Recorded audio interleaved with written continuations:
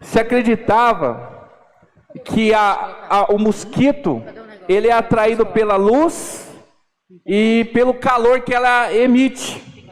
Então o mosquitinho ou aquela mariposinha, ela está voando, ela vê aquela luz, então ela vai meio que seduzida por aquela luz e ela fica lá batendo na luz, rodando em volta, e ela fica tão hipnotizada, atraída por aquela luz, que ela roda, e ela cansa, ela morre de exaustão, e ela cai ali ao redor e tal. E algumas empresas até produzem certos tipos de... que mata, né? A mosca com aquela luz, só que já que é ultravioleta, alguma coisa nesse sentido. Só que agora, no ano passado, surgiu uma pesquisa revolucionária, muito importante para o mundo, e descobriu que a mosca não é atraída pela luz e nem pelo calor que ela emite. E essa pesquisa é muito significativa para a tua vida e para a minha vida, amém? Mas nem tanto, eu aprendo com a palavra de Deus, e o próprio Senhor ensina, que a natureza glorifica a Deus, amém? E a Bíblia, nós temos vários ensinamentos para a gente observar a formiga, a lagartixa, a cobra, né? São vários animais ali, a pomba, e no dia a dia nós podemos aprender muito com esses animais. Eu queria começar essa mensagem, luz ou mosca? O que te atrai, te impulsiona ou te aprisiona? Até você pode perguntar aí, se você tem liberdade para fazer para essa pessoa do lado, pergunta assim, está moscando aí? Está moscando? Por quê? Vamos entender essa ilustração para a gente começar. Então vamos lá. O que os pesquisadores, com muito tempo disponível e recurso investido, descobriram? Que quando é noite, tem uma luz acesa, a luz do poste, e aquela mariposa, aquele mosquitinho, ele vem, ele vai em direção àquela luz, e ele só consegue atrair aqueles que estão próximos. Não vai sair um mosquitinho lá de longe para ver uma luzinha lá longe e vai atrás dela. E o que atrai não é, como eu já disse, a luz que ela reflete, nem o calor que ela emana. Mas o mosquito, a mariposa, ela tem ela é orientada, a sua orientação geopolítica, o que ela usa como referência para voar é a lua. Baseado na lua, ela consegue se locomover e voar. Quando ela vê aquela luz, ela pensa que é a lua. E quando ela chega perto, não é a lua, mas ela emite aquela luz e ela recalcula a sua rota e a sua trajetória baseado naquela fonte de luz. Por isso que ela fica presa. Tanto que algumas mariposas elas caem porque a referência que elas têm da lua é sobre as suas asas. E quando ela passa sobre uma luz que está jogando raio para cima, ela voa de cabeça para baixo, por isso ela cai. Calma que você já vai entender. Então, se esses bichinhos, se esses insetos, eles têm como referência a lua, essa luz artificial engana. E baseado nisso, nós entendemos que a luz, então, ela não só emite claridade, ela não só emite calor, mas ela também orienta para onde eles devem voar. Amém? Vamos aplicar isso aí. Então eles confundem com a luz da lua, que é a base de orientação para eles voarem. Como a lâmpada é alcançável, a lua não. Eles ficam perdidos em sua própria órbita, ficam tão desorientados que acabam morrendo. Então a conclusão que eu tirei, quero entrar na palavra, é que a luz, ela não só atrai, mas ela também direciona. A luz, ela não somente atrai para si, mas ela aponta caminhos na nossa vida. Amém? Então, a luz, e esse é o objetivo que a gente vai falar, ela tanto pode atrair e aprisionar, como ela pode atrair e direcionar. Então, a diferença, o que a gente vai ver aqui da mosca, é que ela é atraída e aprisionada. Ela começa a rodar ao redor daquela luz, e ali ela fica até morrer de exaustão, sem orientação. Ou a gente pode entender a luz como um lugar de referência, mas a partir do momento que nós nos encontramos nela, agora ela passa a ser um instrumento de orientação. E para isso eu quero ilustrar também a respeito da nossa realidade, entendendo que que Jesus Cristo é a luz do mundo, amém? Você já entendeu, você sabe que nós vamos ler esse versículo.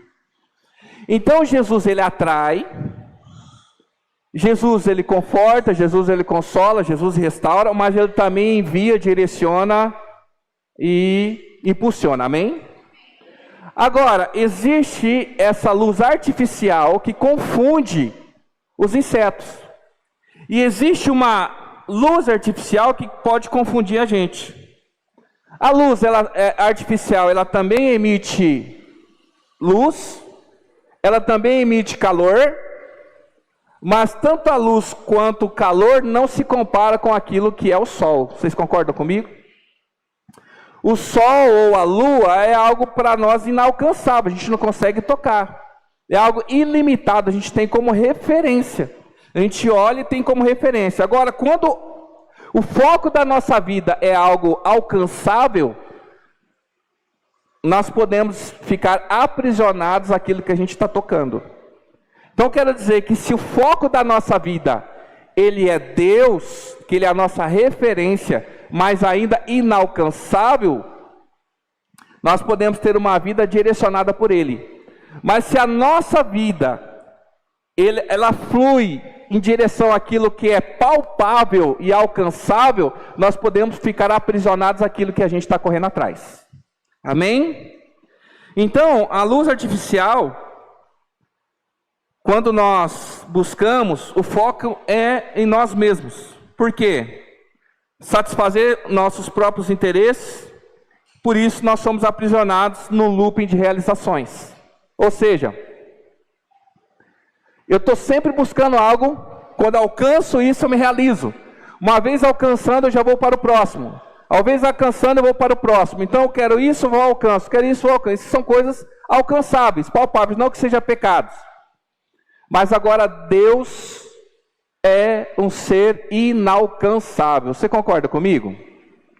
Tanto que Paulo ensina lá em Efésios capítulo 4, que a igreja ela foi estabelecida justamente para preparar os crentes para que eles alcancem a medida e estatura de quem?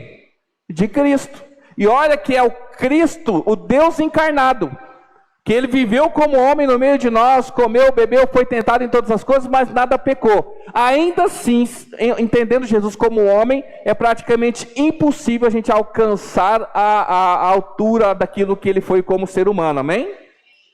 Então, quando nós temos coisas inalcançáveis como o Senhor, nós sempre teremos ele como referência, mas sempre sendo direcionado por ele.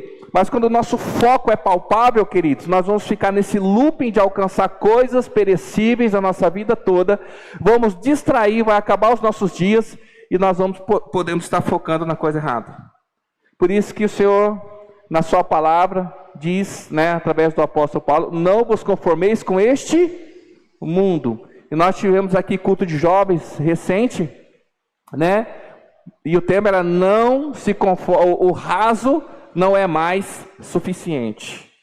A gente não pode viver uma vida rasa de realizações. Agora, quem que é a luz do mundo? Quem que é a luz do mundo?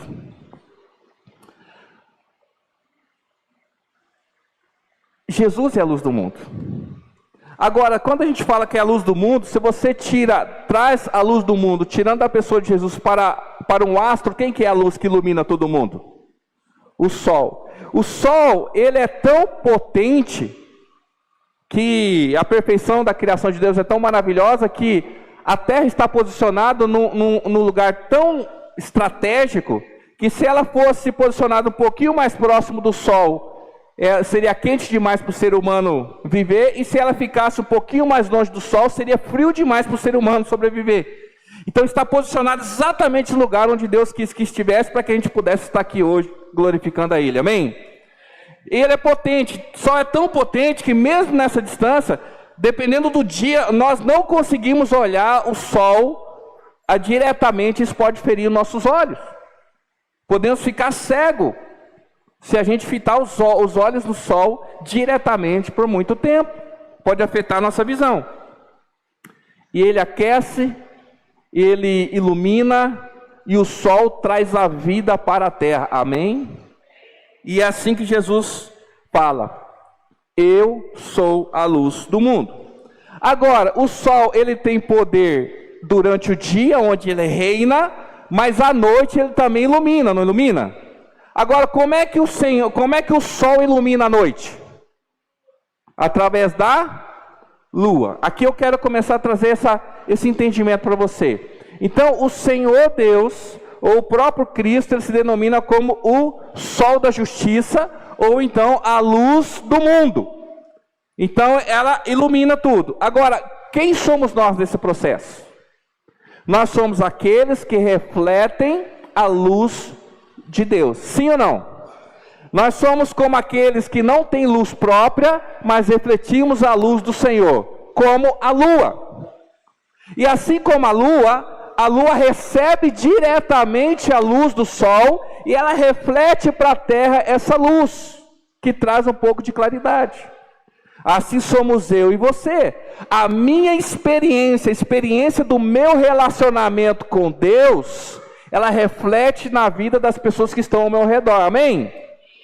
Quem tem relacionamento face a face com Deus, reflete luz na vida das pessoas. Agora, aquele que está em trevas, só trevas tem a compartilhar. Agora, assim como a lua, quando a lua ela recebe a luz do sol, e nós vemos aquele reflexo à noite, se você olhar a lua refletindo, uma coisa é certa: as imperfeições da lua vão ser notadas. É ou não é?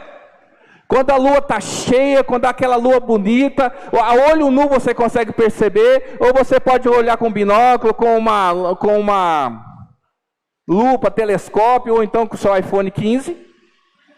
Então você vai ver as crateras da lua. E isso acontece com quem reflete a luz de Deus, vai refletir também as suas imperfeições. Então eu neste momento estou sendo lua na sua vida.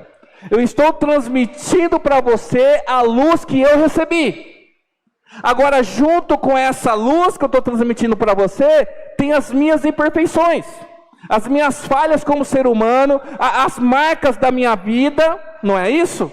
Porque o que são as crateras da lua, senão os choques dos meteoros que ela recebeu durante toda a história? Então, automaticamente, no relacionamento que eu tenho com as pessoas, eu reflito tanto a minha experiência que eu tenho com Deus, como a experiência que eu tive durante a minha vida. Por mais que essa luz, ela brilhe, ela não é perfeita, porque junto com essa claridade demonstra as minhas imperfeições. E o maior erro nosso, querido, é esperar a perfeição do ser humano. A nossa maior falha que a gente tem é gerar expectativa nas pessoas que elas jamais poderão suprir. As nossas frustrações não estão relacionadas, na maioria das vezes, às promessas que as pessoas não cumprem, mas às expectativas que geramos nelas, e elas nem prometeram isso para nós. Nós geramos expectativas em pessoas, em coisas, e mesmo pessoas que se refletem à luz de Deus vão nos decepcionar. Então, você também é como uma lua, que recebe a luz do Senhor e reflete para quem está ao seu redor. E quem está em trevas, irmãos, vai receber a luz que reflete sobre a tua vida, só que vai mostrar suas imperfeições. Agora, Quando eu falo que a luz, ela impulsiona, nós entendemos também que a luz, como diz a expressão, a luz no fim do túnel. Quando você está em desespero, quando você está nas trevas, qualquer ponto de claridade traz um fio de esperança no coração, não é verdade? E a gente pode olhar a palavra de Deus, a gente pode olhar Jesus como um farol. Tem uma louvor que a gente canta, como um farol? E é assim, para que serve o farol? O farol é uma torre que fica no litoral e tem uma luz que fica rodando ali durante a noite, que ela é justamente para que aquelas embarcações que vêm ali na tempestade ou no dia calmo, elas se orientem para saber onde está a costa. Então ali ela consegue ter uma orientação de que se ela vê o farol, aquela direção é uma direção segura. E quantos de nós aqui vivíamos, irmãos, totalmente perdidos? Vivíamos uma situação totalmente longe de Deus, sem saber o que fazer, afundados no pecado, ou às vezes tentando fazer a coisa certa, mas sem saber o propósito que tinha a sua vida. E aí então o Senhor, Ele surgiu como um farol na sua vida. Aquela luz brilhou e você não tinha nada, e quando você viu a luz, você é para cá que eu vou, e você veio para o Senhor. E João no capítulo 8, versículo 12, Jesus diz assim: eu sou a luz do mundo, quem me segue nunca andará em trevas, mas terá a luz da vida. Jesus, ele fala assim, ó, eu sou a referência, eu sou como um farol, se você me seguir, você vai encontrar um lugar seguro. Então, todos nós aqui estamos olhando para a luz que é o Senhor Jesus, amém? Todos nós estamos procurando um lugar seguro para desembarcar, como é que fala quando o barco ele encosta? Assim, ele ancorar. Eu e você precisamos de um lugar seguro para ancorar o nosso relacionamento, nosso casamento, para ancorar a vida dos nossos filhos, para ancorar o nosso coração. E Jesus é essa luz que nos atrai para Ele. Então eu quero dizer sim, nós somos atraídos para Ele. Ele nos atraiu para si. E Ele fala, né, inclusive isso, né, que eu vos atraí. E Ele diz ainda com cordas de amor, com cordas humanas. O Senhor usou de estratégias para nos trazer para perto dEle. Talvez o que eu vi não foi uma luz, mas foi alguém dizendo, olha, você precisa conhecer a Jesus. Talvez foi num momento de desespero, de dor, de enfermidade, de decepção, que surge essa mensagem, olha, Jesus pode mudar a sua história. Então nós fomos até Ele, nós chegamos até Ele, porque nós precisávamos de descansar o nosso coração, amém? Só que além de resgatar, essa luz, ela, como eu disse aqui, ela tem outra função, de direcionar, de impulsionar. Nós não podemos nos conformar em ter uma vida cristã, onde eu vivo a minha vida durante a semana, por exemplo, e aí no domingo, ou em algum momento do dia, eu encontro descanso no Senhor. Glória a Deus, isso é ótimo. Mas isso não resume a vida do crente. A vida do cristão não se resume em arrumar problema na vida e procurar descanso no Senhor. O farol que ilumina, que dá direção, é para aquele que está perdido. Amém? Mas aqueles que já se encontraram, eles não são atraídos, eles são enviados. Só busca, irmão, o farol quem está perdido. Aquele que se encontra, ele é enviado. Então, se a minha vida cristã se resume em buscar a Deus, e buscar a Deus porque eu estou perdido, significa que eu estou doente. Que minha vida não tem sentido nem propósito. Mas a partir do momento que, uma vez perdido, eu encontro o Senhor, já não vivo mais em trevas, agora eu fui transportado para o reino do seu amor, agora Ele me direciona. Amém? E é sobre isso que eu quero falar. Salmo 119, versículo 105. Nós vemos aqui, nós saímos de uma palavra onde Jesus diz assim, que eu sou a luz do mundo, é aquele que me segue, não andará em trevas, significa que ele está apresentando aqui refúgio, aconchego, acolhimento para aqueles que estão em trevas, que está perdido. Mas agora que eu já encontrei o Senhor e a sua palavra, Salmo 119, 105 diz: a tua palavra é lâmpada que ilumina os meus passos e luz que clareia o meu caminho. Agora já não é uma luz que eu procuro porque eu estou desesperado. Agora é uma luz que me aponta um caminho onde eu devo seguir. Então, em algum momento, você está em crise, é no casamento, no relacionamento, você não sabe o que fazer, vem para Ele que Ele vai acalmar o teu coração, vai colocar a tua casa em ordem e vai te acolher. Uma vez que nós já fomos acolhidos, agora você precisa colocar em prática os seus ensinamentos. O que acontece muito no meio evangélico é assim: pessoas chegam no desespero porque pecou, consequência de pecado, deu alguma coisa errada, deu tudo ruim, e aí ela vem buscando o farol. Ela encontra, ela é amparada, ela é restaurada e tal. Só que aí o que ela faz? Ela não segue a luz do caminho. Ela abandona isso aqui e vai fazer tudo como ela acha que deve fazer. Aí ela se perde de novo, aí ela volta correndo buscando. Não. Uma vez que eu encontrei, agora eu tenho direcionamento. Eu não ando mais em trevas, porque eu tenho uma luz que ilumina o meu caminho. Então eu não tenho o evangelho, eu não tenho Jesus apenas como lugar de refúgio.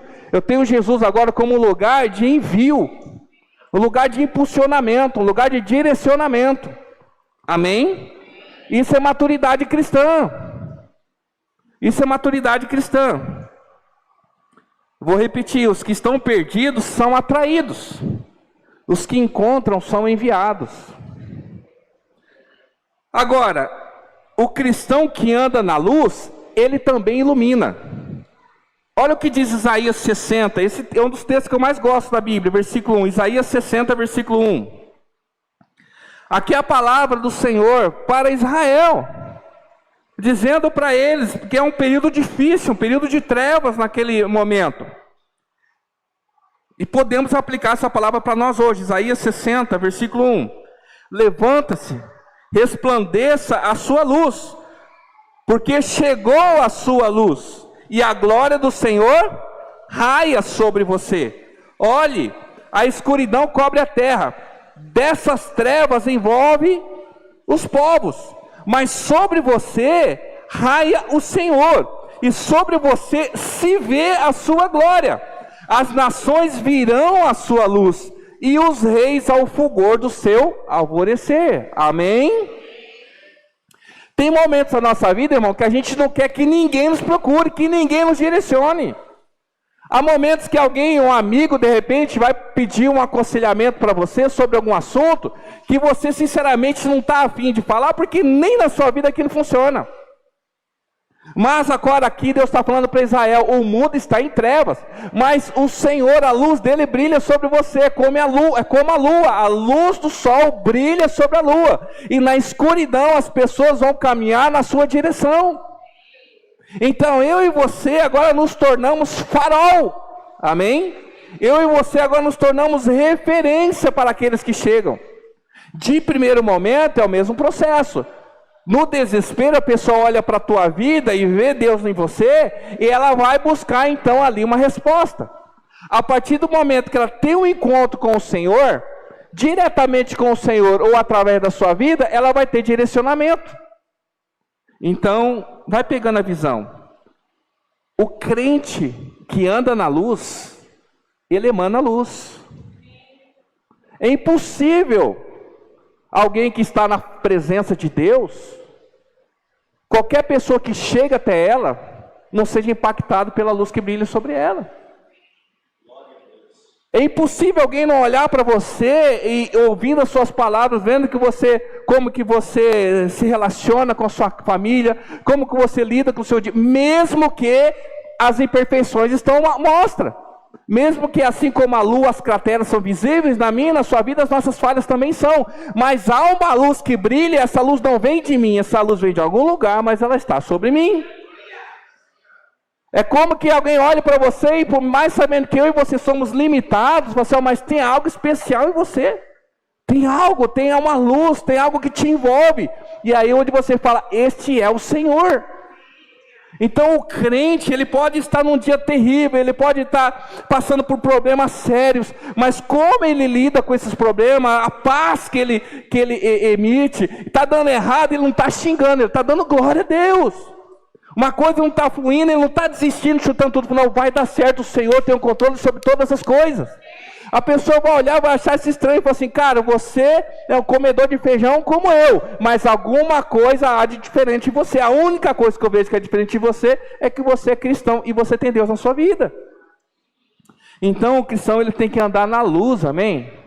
Tem que se refletir algo diferente, e assim é na nossa vida. Agora, quem não tem Cristo, quem não tem Jesus, ele orbita ao redor de si mesmo. Ele não reflete Cristo, não reflete a glória de Deus, se reflete a si mesmo. É como uma mosca que ela não caminha sendo direcionada pela luz da lua ou do sol. Ela caminha sendo direcionada por uma luz artificial que ela pode tocar. Eu vou dar um exemplo para você. Olha lá, João capítulo 1, versículo 4. Evangelho de João, capítulo 1, versículo 4. Este aqui é João Batista. E João Batista, ele era um homem, até que Jesus apareça, ele era o centro das atenções. Ele era o profeta mais respeitado, ele era o que tinha mais discípulos, ele tinha autoridade, ele confrontava as pessoas. Mas assim, nele estava a vida. E esta era a luz de quem? Dos homens. Se a gente começar lá, João, ele está dizendo aqui, não João Batista, está dizendo que ele era o verbo se fez carne. Nele estava a vida, e esta era a luz dos homens. A luz brilha nas trevas, e as trevas não a derrotaram. Ou seja, é impossível as trevas derrotar o quê? A luz. Surgiu um homem enviado por Deus, chamado o quê? João. Ele veio como testemunha, para testificar acerca da luz, a fim de que por meio dele todos os homens crescem. Ele próprio não era a luz, mas veio como testemunho da luz. João escreve a respeito do Batista, dizendo que ele veio para anunciar a luz, mas ele não era a luz. E João Batista, ele é impressionante porque quando ele vê Jesus, ele aponta para Jesus e fala assim: eis o Cordeiro de Deus que tira o pecado do mundo. E a partir do momento, irmão, que ele reconhece Jesus como Messias, todos os discípulos de João Batista agora passam a seguir a quem? A Jesus. E aí, quando Jesus chega, o João Batista sai de cena, porque o ministério de Jesus chega ali. Isso, irmão, é não orbitar sobre si mesmo. É quando a gente entende que quando Jesus chega, ele rouba a cena. Quando Jesus chega, ele toma o controle das coisas. Quando Jesus chega, pode entregar nas mãos dele, porque ele sabe o que faz. Mesmo, irmão, que há momentos que a gente começa a questionar algumas coisas na nossa vida. Mesmo que há momentos que você começa a questionar: será que eu fiz isso certo? Será que Deus falou isso mesmo? Será que aquilo não sei o que tem? Como João Batista, ele enviou seus discípulos lá para Jesus, perguntando se ele era aquele que havia de vir mesmo. O que Jesus responde? Diga para ele que o cego vem, os coxos andam. Então, quando a gente está em dúvida se é Deus na nossa vida, olha os sinais, o que ele já fez. Olha os milagres que ele já realizou. Olha as promessas que ele já cumpriu. E a gente fica: Deus fala, é isso mesmo, é isso mesmo. Mas Deus me mostra, eu estou nessa fase, irmão. Deus fala comigo. Deus fala comigo. Aí, ele não fala o que ele vai fazer. Ele fala: olha o que eu já fiz. Então para daqui. Como foi dito na palavra, que não se preocupar com o que está por vir. Só para daqui, desse momento. Faz uma retrospectiva na sua vida. E aquilo que você reconhece que Deus já fez na sua vida é suficiente ou não para você continuar crendo que Ele é poderoso para fazer. Então Ele não precisa provar mais nada para ninguém.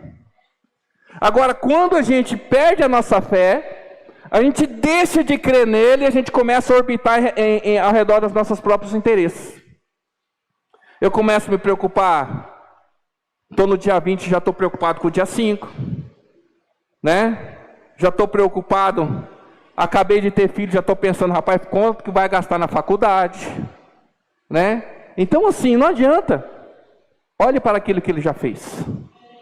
Ele é poderoso e fiel para fazer muito mais. Amém? Então,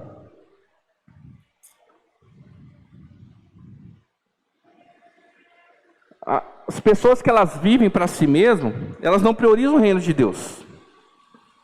Porque elas estão iludidas e preocupadas com a luz que o mundo produz. Eu estou na fase da vida, irmão, que eu passei da metade. Agora a contagem é regressiva. E você começa a pensar muitas coisas. E o mundo começa, as coisas do mundo começam a fazer muito mais sentido do que antes. Porque até então, não é assim quando você acorda de manhã, quem coloca o relógio para despertar de 5 minutos? Se você sabe que você precisa estar de pé às 6, 5:30 desperta pela primeira vez. Aí você fala assim, ainda tenho meia hora. Ainda tenho 25 minutos. Ainda tenho não sei o que tem. Então, tem um momento da nossa vida que a gente pensa assim, cara, ainda se fizer, se não der eu faço. Não, mas tranquilo. Mas chega uma hora, irmão, que não dá. Que não dá mais tempo de errar. Você não pode cometer mais falhas. E aí você começa a medir assim, não, eu creio em Deus. Eu confio no Senhor, mas sabe, eu preciso também... Irmão, ou você confia e crê, ou você não confia e não crê. Então, às vezes a gente começa... Aí tem aquele pensamento, mas eu já fiz tanto para o Senhor. Não, rapaz, quanta coisa, deixa eu escrever. Nossa, eu já vi tanto, já fiz tanto, já toquei muito, já cantei muito, já dancei muito, já preguei muito, já fiz muito e tal. Agora, não, irmão, isso é conversa de marido que dá desculpa para a esposa, vai parar no bar para beber uma antes, depois que chega do serviço, dizendo assim, eu trabalhei tanto, eu mereço. Né? Eu mereço. Não, irmão. A nossa vida é do Senhor, amém? Ele é dono dela por completo, em todos os momentos e todas as fases da vida. E aí, podemos cair no erro das moscas. E começar a rodar em cima daquilo que é palpável, bater na cabeça, mas primeiro a gente está perto da luz, bater na cabeça, e a gente não vive aquela sensação de estar sendo direcionado por algo que a gente não pode tocar. Não é fácil. Agora, eu só quero fazer uma distinção do crente mosca e do crente luz do mundo. Aí você pode confirmar que a pessoa do lado está moscando ou você está brilhando? Como que é o crente mosca? Eu não vou falar do mundo, irmão. Eu não vou falar que a mosca é uma pessoa do mundo que está rodeando os prazeres da... Não. Estou falando para quem está aqui na presença do Senhor que conhece a Deus. Amém? O crente mosca, ele vem na igreja e ele é atraído pela presença de Deus, pela luz da palavra e pelo calor do Espírito. Amém? Então nós somos atraídos. Não tem a música que a gente cantou que a gente já foi atraído? Moisés foi atraído pelo quê? O que aconteceu na sarça? Tinha luz, calor, tinha tudo isso aí, né? Então nós somos atraídos. Por que a gente veio para a igreja, irmão? Pela presença de Deus, pela luz da palavra que é direção para a nossa vida e pelo calor do Espírito Santo, amém? O que é a presença, irmão? Quando a gente se sente abraçado. Você se sentiu abraçado pelo Senhor? Está tudo dando errado, mas você está na presença dele, faz sentido? É um lugar confortável? Você já recebeu uma direção na palavra? Você não sabia o que fazer, de repente, através do louvor, da Bíblia, de alguém, de uma pregação, aquela palavra vem de encontro ao seu coração. Você já ouviu aquilo muitas vezes, mas naquele dia, aquela palavra brilhou e trouxe luz para o seu caminho.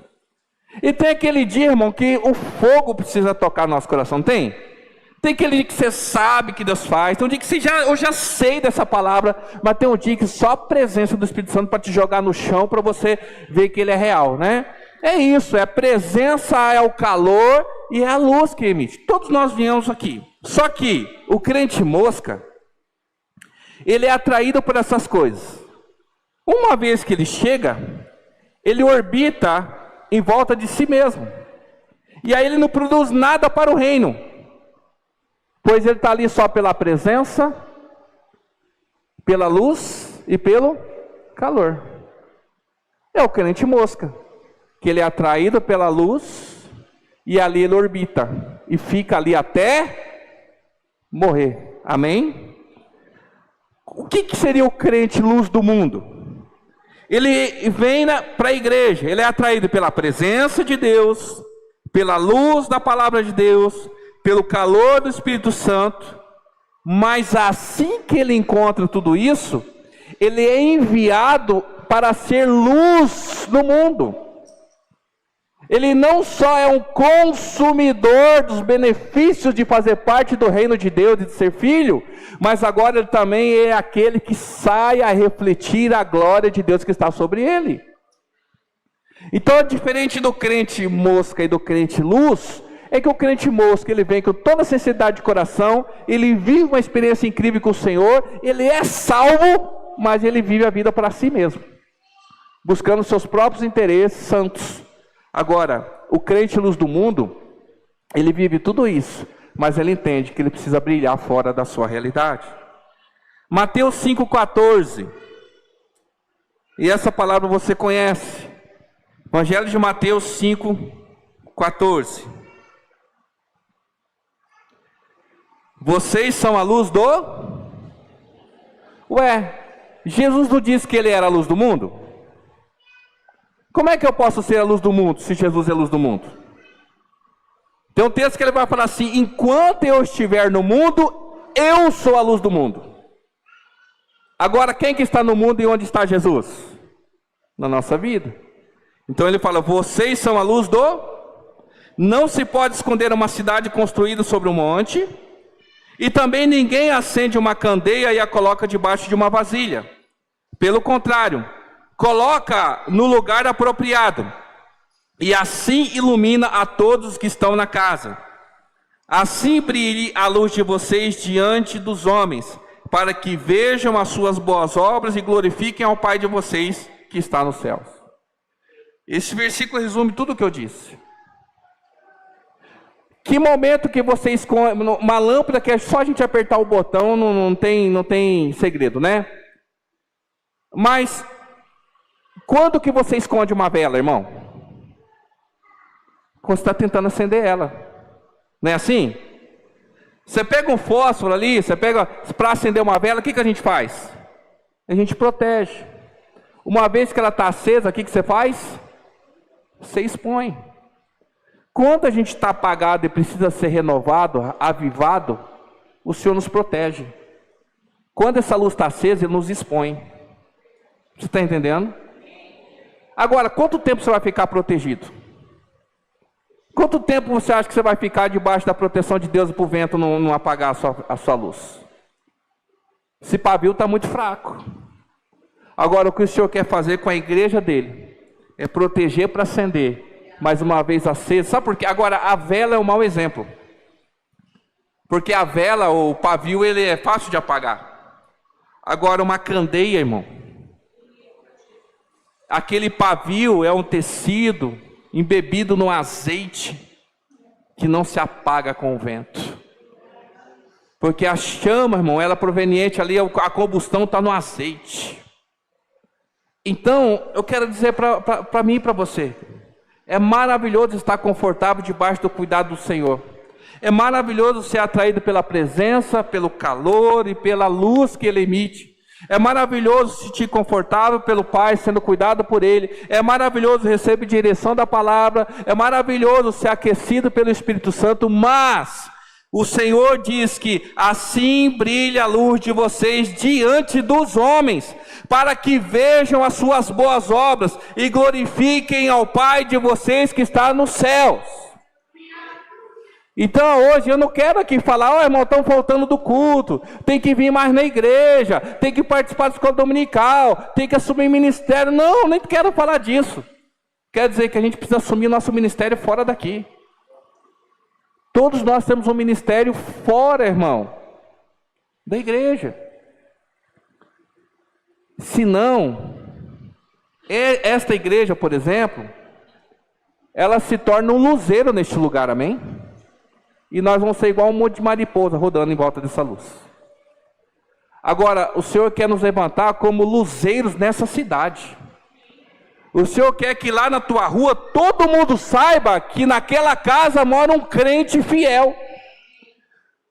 Agora o Senhor quer que todas as pessoas que trabalham com você saibam que você é cristão, que você é filho de Deus, que você é alguém que mesmo debaixo das perseguições, debaixo das dificuldades, você permanece fiel. O Senhor quer te colocar em lugares que pessoas saibam que nada vai te corromper, nada vai te seduzir, nada vai te levar para lugar nenhum, mas você é um lugar de referência para eles. Eles podem te ignorar, eles podem te evitar, mas o dia que as trevas forem densas sobre eles, eles verão a luz que brilha sobre você e virão em direção a você. Agora, mais do que, olha, vai lá na minha igreja. Olha, conheço um pastor. Olha, tem um cara que ouve isso daqui. Não. Olha para a minha vida. Pode não ser a mais bonita e perfeita, porque tem muita cratera, porque teve muito meteoro durante a minha vida. Mas essa luz que brilha aqui não é minha. Essa luz é de Deus e pode brilhar sobre você também. É como o Senhor no poço. Ali aquela mulher buscava uma água que ela tirava e tinha que voltar todo dia para tirar, mas o Senhor oferece a ela uma fonte de água inesgotável. E eu queria ativar isso no seu coração essa noite. Eu não quero com isso dizer que temos que sair na rua evangelizando e falando, entregando, não sei o como, mas querido, eu e você precisamos assumir na vida a nossa posição de filho de Deus. Nós precisamos assumir realmente se nós somos ou não somos aqueles que refletem a glória de Deus. Porque ou é vaso de honra ou é vaso de desonra. Porque um espelho, hoje em dia, é fácil, espelho de vidro ali e tal, com, como é que é o nome daquele, mercúrio, né? Não sei como é que é o nome do... Mas antigamente o espelho era polido, irmão. Era bronze polido. E quanto mais polido e limpo, melhor refletia a imagem. Agora, se esse espelho estivesse sujo ou não estivesse polido, a imagem era distorcida. Agora, eu e você estamos revelando uma imagem pura, fiel de quem é Cristo e o Evangelho? Ou estamos manifestando o Evangelho embaçado? E eu quero concluir. Na verdade, era a introdução. Mas vamos lá, Marcos capítulo 1. Marcos capítulo 1. Como é que isso na prática pode acontecer se você aceitar essa palavra como verdade? Porque a verdade é uma só, não existe muitas, não existe outras. E eu queria, a minha intenção, eu creio que a intenção de Deus ela é mais profunda. Mas a minha intenção é que de alguma forma essa palavra possa fazer a gente pensar um pouco na nossa vida. A pensar o lugar que o Senhor tem realmente tido na minha vida. Se a maneira como eu tenho vivido a minha vida tem refletido realmente quem Ele é. Aí o interessante que o desafio aqui que Jesus fala é sobre não esconder uma cidade edificada sobre um monte, uma lamparina debaixo de uma vasilha, que não faz sentido nenhum, mas ele fala assim: assim brilhe a luz de vocês diante dos homens. Então, eu vou ter que me expor. Eu vou ter que me expor. A lua, para brilhar, ela revela as suas imperfeições. Eu e você, para brilharmos Deus, nós vamos ter que revelar as nossas imperfeições. Sabe por quê? Porque aí as pessoas vão perceber que não sou eu, mas é Cristo que habita em mim. Que não é a minha força, não é a minha inteligência, não é a minha bondade, não é a minha beleza, não é a minha qualquer coisa que seja. Mas o que? É a bondade de Deus, é a glória de Deus, é o favor de Deus. Agora, quando eu apenas vivo a minha vida particular no dia a dia, aí eu chego na igreja, aí eu manifesto que eu sou cristão, aqui eu dou glória a Deus, eu dou aleluia, aqui eu dou bom testemunho, estou bem comportado, estou bem vestido, falo a paz do Senhor, mas lá fora eu não tenho esse mesmo comportamento, então não estou refletindo Deus, estou refletindo a mim mesmo, porque pode ser que aquela pessoa que eu manifesto aqui dentro nem seja de verdade, o verdadeiro é aquele que está lá fora. É muito comum, gente, você conversar com pessoas, e não a julgo, mas assim é estranho, às vezes eu fico constrangido por elas. A pessoa sabendo que você é cristã, ela tenta usar palavras, ela tenta medir palavras, mas de vez em quando solta um palavrão. Solta um olhar meio diferente, uma atitude meio assim. Porque na verdade ela está tentando, ela está fingindo que ela é aquilo que ela quer mostrar para você, mas na realidade ela quer aquilo outro. E quando você chegar na casa dela, ela está amaldiçoando os filhos, entendeu? Irmão, aquilo que você faz escondido já revela um pouco daquilo que nós acreditamos. Porque Paulo, lá em Romanos, ele vai me ensinar sobre isso. Em Coríntios, se eu tenho dúvida, ou se eu não posso mostrar aquilo, então é pecado, porque pode gerar escândalo. Ah, pastor, mas é muito radical. Desculpa, a Bíblia é assim. Refletir a Cristo, refletir a luz de Deus, exige de mim uma postura radical. Ser um seguidor, tudo bem, mas se tornar filho significa mudar identidade, comportamento, endereço, postura, herança e destino. Agora eu posso me parecer com alguém, mas eu posso não ter nada a ver com ele. Vamos lá. Marcos capítulo 1, versículo 29. Ser atraído, irmão, e ser impulsionado é um ciclo na vida da igreja. E aqui na prática a gente vai entender isso. Jesus e seus discípulos, né? Uma experiência que eles tiveram aqui no texto conhecido. Logo que saíram da sinagoga, foram com Tiago e João à casa de Simão e André. A sogra de Simão estava de cama, com febre, e falaram a respeito dela a Jesus.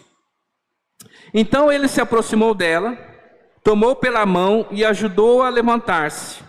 A febre a deixou, e ela começou a servi-los.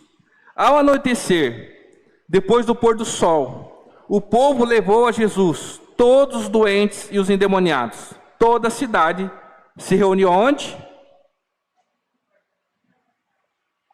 Agora, o que me faz ter esse texto, eu tenho olhado para esse texto com muita atenção, e ele tem, vamos assim dizer, brilhado no meu coração, é o início do versículo 29 e o final do versículo 33. O início do versículo 29 diz que eles saíram de um lugar. Que lugar que era esse? Uma sinagoga. O que era a sinagoga? Era como uma igreja. Era um lugar onde se reuniam para estudar a palavra. Ali existiam pregações, né? Era mais parecido com o culto que nós fazemos hoje do que o que acontecia no templo. Ali não acontecia sacrifício de animais, né? Mas ali tinha palavra, aconselhamento, comunhão. E eles saíram dali. E a história começa quando eles saem da onde a gente está agora. Porque a gente sempre pega, você que está aí, eu não sei como é que está seu coração, não sei como é que você chegou, e Deus vai fazer, e Deus vai realizar, beleza. Mas a história começa quando eles saem daqui. Você recebeu uma palavra de bênção, você recebeu uma palavra de alegria, você sentiu a presença, você recebeu a direção da palavra e você sentiu o fogo do Espírito, amém? Aí saímos deste lugar. E aí eles foram para casa. Eles voltaram ali no trajeto normal para casa ali de Simão e André. Então eles saíram daqui. E eu queria começar, rapidamente pontuar esse texto, começando do fim. Quando a gente vai sair daqui?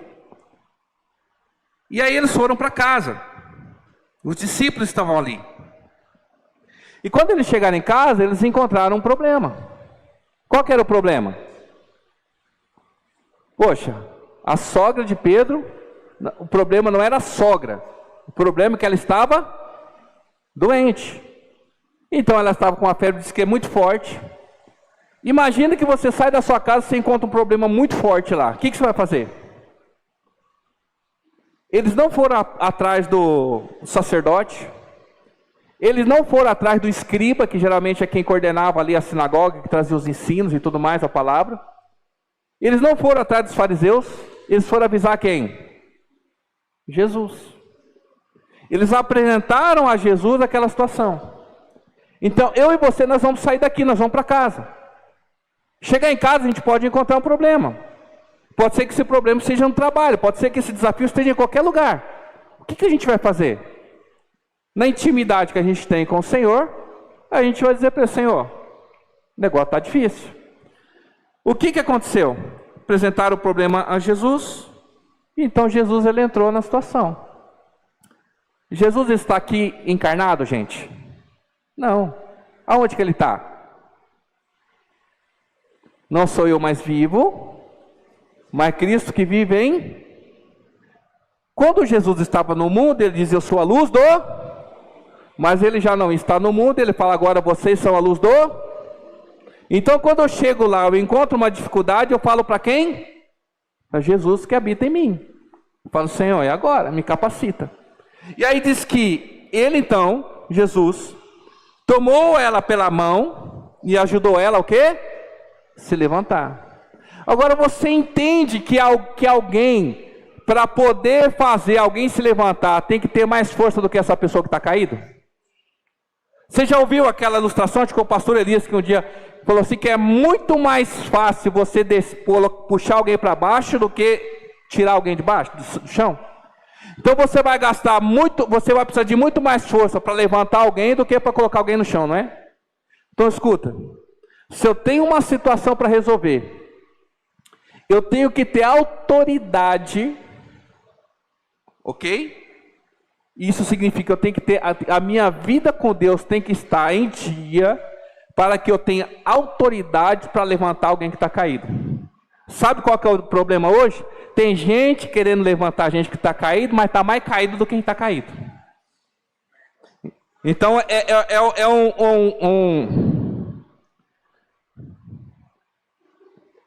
não é. Mas assim, não tem força. Porque o evangelho em nós não brilha muitas vezes? Porque nós estamos mais doentes do que aqueles que estão dentro da nossa casa. Por que a luz do Senhor então não se manifesta? Por que não brilha? Porque eu estou mais enfermo do que aquele que eu estou tentando curar. E você sabe que é o pior? Às vezes, além de eu não conseguir curar, eu ainda estou transmitindo a doença que eu tenho na vida das pessoas. Então entenda que refletir a luz de Cristo, querido, exige de nós uma vida exemplar, embora haja imperfeições por conta das adversidades da vida. Mas a luz tem que brilhar. Isso não é natural, isso não é orgânico, isso é algo que tem que ser trabalhado dia a dia, esculpido, batido, limado, lixado, com muito esforço, lágrima, né? Então a vida cristã não é fácil. Se espera muito de nós. É ou não é? O que você acha? Você está passando, andando pela Cracolândia, e de repente você deixou cair a carteira, aí veio alguém que está lá naquela situação, fora de si, pegou a sua carteira, o que você vai falar? O que você espera dessa pessoa? Agora imagina alguém passando na frente da igreja, deixou cair a carteira dela, e os crentes estão saindo, foi lá, pisou em cima, deu aquela segurada, Deus ouviu minhas orações. O que as pessoas vão falar? Não é para ser mais, e diz que é crente? Então você espera muito mais de mim e de você, que nos dizemos cristãos, do que aqueles que estão no mundo, querido. Então a exigência sobre a minha vida, sobre a sua vida, tem que ser muito grande.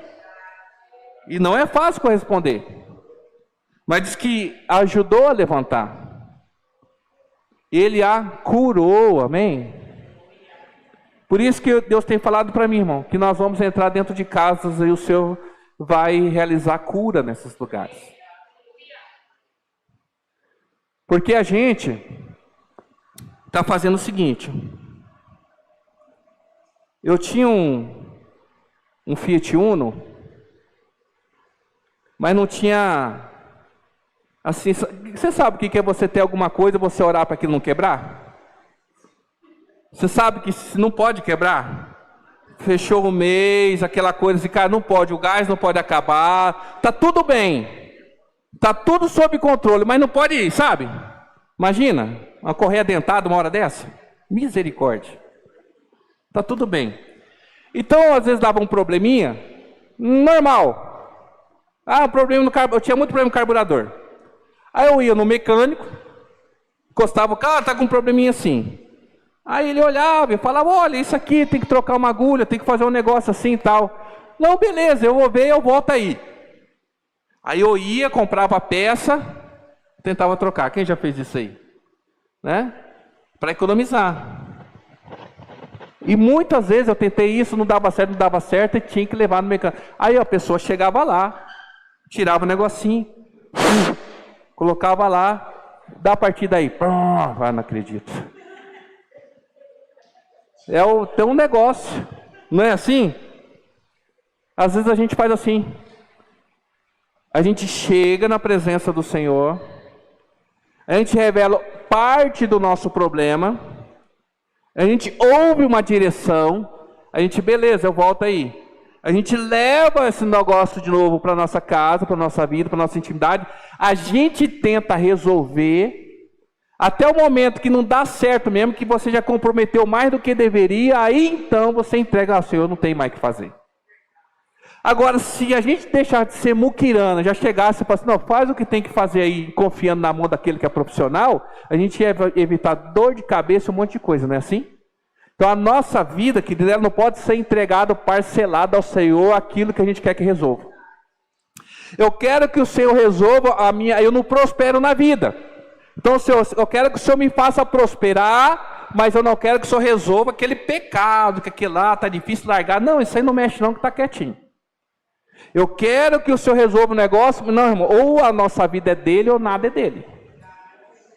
Ou a nossa vida está na luz, ou ela está nas trevas. Amém? Mas então, Jesus ajudou a sogra de Pedro a levantar. E o interessante, que no versículo 31, a febre a deixou e ela começou o quê? A servi-los. Então, imediatamente, após Jesus tocar ali naquela mulher, a atitude dela, que estava acamada, impossibilitada, agora ela passa a servir aqueles que estão com Jesus e o próprio Cristo. E aqui, irmão, é o ciclo que eu falei para vocês. Eu posso entender o Senhor como uma luz que eu venho e sou beneficiado com ela, ou entendo que uma vez tratado, uma vez restaurado, agora Ele me envia. Questão que nós parece que estamos constantemente doentes, sempre precisamos de tratar alguma coisa, resolver alguma coisa, mas a gente não serve. E aqui não se sinta ofendido com essa pergunta, mas você que é cristão já há algum tempo, Eu sei que você já fez, eu sei que você já viveu, eu sei que Deus já fez também na sua vida. Deixa eu perguntar, como você serve hoje? Pergunta isso para você. Como que eu sirvo a Jesus? Como que eu sirvo ali o seu ministério? Como que nós estamos servindo? Porque eu ouvi uma palavra e isso bateu forte no meu coração. Doeu, mas eu não pude negá-la. Que só não serve quem está doente. Você, mulher, principalmente, está em casa. Se tem uma visita, você vai fazer questão de receber bem essa pessoa. Você quer servir, você quer fazer um café, você quer fazer uma comida, você quer limpar uma casa. Agora, se você está doente, você é visitada. É ou não é? Aí a pessoa vê que você está acamada, não, vou fazer um chazinho para você. E é horrível você dentro da sua própria casa, você não poder fazer nada para os outros e ser servido, não é isso? Uma coisa é você servir no sentido de tocar o sininho e as pessoas vêm te servir. Não, mas é você impossibilitado. Agora, imagina que a gente, então, recebe do Senhor, foi curado, mas até agora a gente não serve nada. Ah, não, pastor, mas eu dou meu... Não, seu dízimo, isso aí é você e Deus. Servindo, irmão, isso aí é um compromisso que você tem com Ele, amém? Agora, de que outra maneira você faz resplandecer a luz de Deus na sua vida? Como? Como que na sua casa isso acontece? E aí vem, diz que quando ele ajudou a levantar, a sogra de Pedro imediatamente passou a servir. E à noite, a notícia correu, e muitos doentes e endemoniados, irmãos, vieram até ele e foram curados e libertos. E aí onde encerra aqui o 33. Toda a cidade se reuniu à porta aquela casa se tornou um lugar da manifestação da glória de Deus. Sabe qual que seria o cenário ideal? Quando você encontrasse alguém, não é uma regra isso, mas poderia funcionar dessa maneira também. Quando você conhecesse alguém, ou da tua casa, um amigo, um vizinho, que essa pessoa precisasse ter um encontro com Deus, precisasse ser curada, precisasse ser liberta, em vez de você falar, vamos lá na sinagoga, você falasse assim, vamos lá em casa. Em vez de você falar assim, vamos lá na igreja, para você ouvir uma palavra lá, eu vou falar uma coisa para você, vem aqui em casa. Eu vou te mostrar o que Deus fez e o que Ele vai fazer na sua vida. Porque a gente terceirizamos, transferimos para um lugar santo, aquilo que Deus Ele quer realizar dentro da nossa casa. Porque aqui tudo foi preparado, meu. Aqui é um lugar, é um ambiente propício para isso. Aqui é um ambiente correto para a gente expressar a nossa santidade, a nossa adoração, mas nós não somos assim o dia todo. Agora é no nosso dia a dia que a glória de Deus se manifesta. É no dia a dia que é refletido. É na hora de um afazer de casa, na hora de um conflito familiar, é na hora de que alguém precisar de uma ajuda, é ali que a gente se revela e se manifesta como filho de Deus ou não. É ali que a gente pode se esconder ou ali que a gente pode se revelar, como aqueles que são filhos de Deus, amém? Eu sei que não é uma palavra de conforto. Você sabe que tem comida de conforto? Tem aquele tipo de comida, tipo bolinho de chuva no dia frio. Isso é uma comida conforto. Não precisa estar com fome para você comer, ela só é aconchegante. Sabe um cafezinho com pão de queijo no final de tarde? Um bolinho de fubá? Isso é comida conforto. Isso é aquela comida que você não precisa estar com fome, mas ela dá um clima agradável, você se sente bem. Mas tem comida que ela não é para te dar conforto, é para ela te levantar. É um caldo de galinha, é um fígado, né? É um pirão, que era para levantar. Você pode não ser conforto, mas a ela faz o que? Te levanta. Então hoje não é uma palavra de conforto, mas é uma palavra de sustento, uma palavra de substância. E eu queria encerrar com isso. Eu queria que você pensasse na possibilidade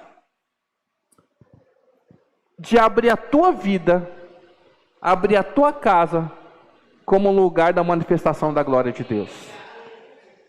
E não só isso, de nós irmos até as casas que nós vamos encontrar pessoas enfermas. O problema, irmão, de você encontrar um problema, é que você vai ser desafiado a resolvê-lo. Não é assim? Porque quantas vezes dentro de casa, você sabe o que é isso? Quem tem animal de estimação, por exemplo, passou, viu que ele fez cocô, mas ignorou. Porque quem viu pega, né? Aí você finge que não vê para não assumir a responsabilidade, não é isso? Não é verdade?